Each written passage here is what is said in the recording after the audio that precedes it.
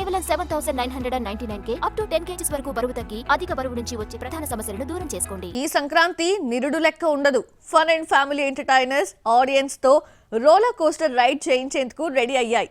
రవితేజ మినహా మిగిలిన heroes తామెప్పుడొచ్చేది decide చేసేశారు. ఇక మాస్ మహారాజు అంతేనా, ఎప్పుడొస్తున్నాడో చెప్పేశాడా?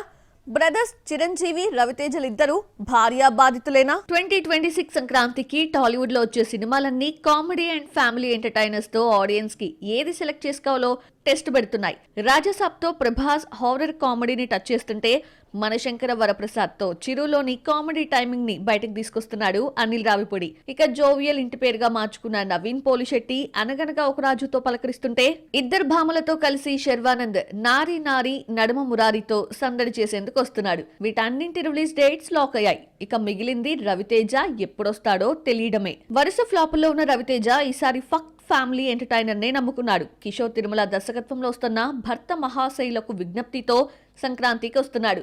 డింపుల్ హయాతి, అషిక రంగనాథ్ హీరోయిన్స్. జనవరి 13న రిలీజ్ చేస్తున్నట్లు రీసెంట్ గా అనౌన్స్ చేశారు. అంటే మనశంకర్ వరప్రసాద్ వస్తున్న మరుసటి రోజు ఈ సినిమా రాబోతోంది. తమ నెక్స్ట్ సినిమాలో బ్రదర్స్ చిరంజీవి రవితేజ ఇద్దరూ భార్యని నొప్పించని భర్తలుగా నవ్వించేందుకు రెడీ అయ్యారు. రాజీ పడదామంటే రావే మాజీ ఇల్లాలా అంటూ ఎక్స్ వైఫ్ మోక్షం కోసం మెగాస్టార్ తపన పడుతుంటే రవితేజ మాత్రం భార్య ప్రియురాలి మధ్యలో ఇరుక్కుపోయాడు.